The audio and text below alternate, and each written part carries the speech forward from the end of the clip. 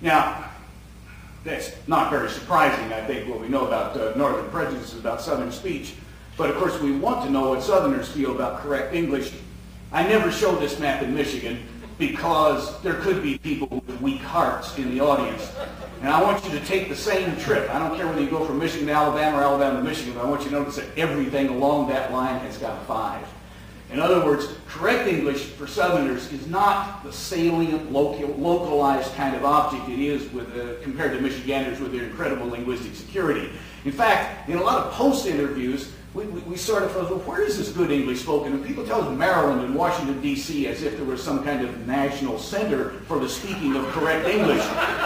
Notice, by the way, that all you have to do is just go a little west of Alabama and it gets worse, but the Alabama-Mississippi border is a border that you all know better than I do. So, what's going on here? Let's look at this in terms of so-called LV1 speakers. I'll make them the majority group, and I'll call them Northern speakers. And LV2 speakers, I'll call them Southern speakers, the minority group. And what kind of possible relationships can you get on these two dimensions, the dimension of status and the dimension of solidarity? Well, Giles and some of his associates tell us that there's several ways that this can work out in speech communities. It can be just plain old majority group. That is, the majority speakers and the minority speakers rate the majority highest for status and solidarity right across the board. This means that you dislike yourself. This, by the way, was probably the situation in French Canada 40 or 50 years ago, although it's dramatically changed now. Now, another way things could go could be type B, right? Where smart aleck speakers who know they're correct rate themselves high for status and also relatively high for solidarity. But then the prejudice against speakers rate, of course, the correct speakers for correctness, but they give themselves, see this LV2 here on line B, they give themselves this higher rating for solidarity. Or you might just get a kind of in-group reading. Everybody loves themselves, right? The LV1 speakers say we're good for status and solidarity, and so do the LV2 speakers. And then one final interesting pattern, where both speakers agree that the standard variety is the one that carries status, but that the non-standard variety is the one that carries friendliness, warmth, fuzzy feelings, home fires, and this kind of stuff.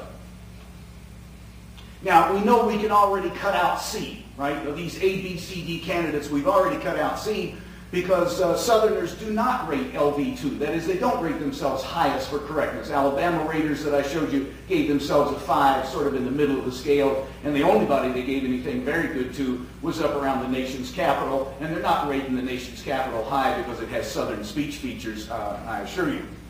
So we got to cut out the rest of these now and see what kind of place the United States is. So we asked Michigan speakers where the most pleasant English was that's spoken in the United States. And notice they're not as invested in this. This trip from Michigan to Alabama is not nearly as horrible, right? Doesn't start at 8. Michigan's not the uniquely pleasant place. And when you get to Alabama, it's only a 4. That ain't very good, but it's still not horrible, right?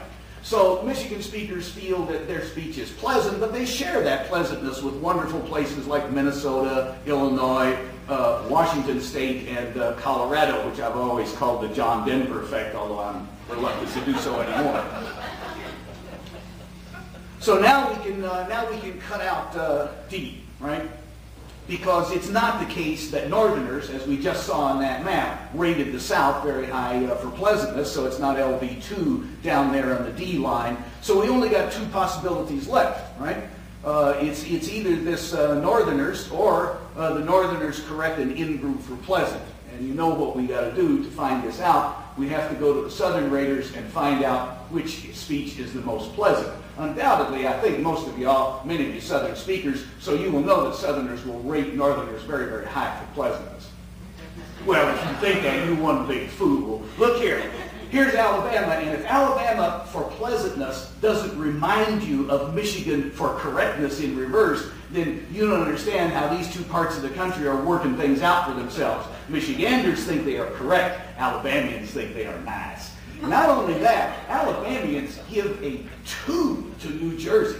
Absolutely the lousiest rating for pleasantness that we have ever acquired from any group of raters in this test. So there is the answer. The United States, in terms of Southern and Northern speech, is a B-type place, right? LV1 for Northerners, we're most correct, and yeah, we're kind of pleasant, certainly more pleasant than people down in the South in New York City. And then Southerners, yeah, somebody else, you know, in the nation's capital, if something's correct, there's the LV1, but we, LV2, we're the pleasant ones. So in terms of Giles and Ryan Sebastian's old model, America looks like a B-type place. I'm not so sure of that. Now remember that I said that we constructed a cognitive map. When we construct a cognitive map, then we can go back to the nice old semantic differential kind of task. We did in Michigan, and we asked people to just give us a bunch of labels about what different regions in the country reminded them as regarded speech. And they gave us these things.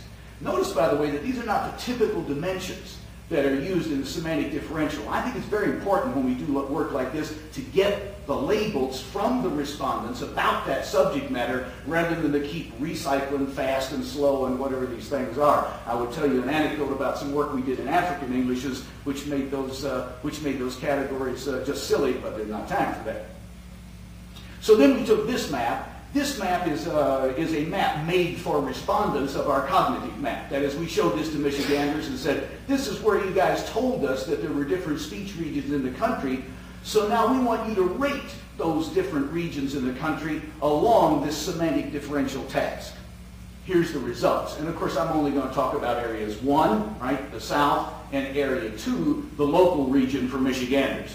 Now look at these results. First, look at the North on the right. This is a scale of 1 to 6 on this semantic differential rating. Nothing under 3.5. That is, the midpoint's as far down as you can go in the North. No very bad ratings at all. But look at the really good ratings, up above 5 and high 4. No drawl in the North. No twang in the North. We're normal in the North. We're smart in the North. We speak good English in the North. And then the scores start to get a little lower.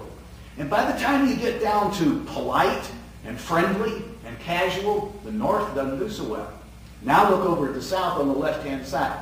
Everything above 3.5, and by the way, that's the only significant statistical break between any two adjacent scores. Everything under 3.5 tells you that as far as Northerners are concerned, Southerners are abnormal, they are dumb, they have a twang, they speak bad English, they are uneducated, they are slow, and they definitely have a drawl.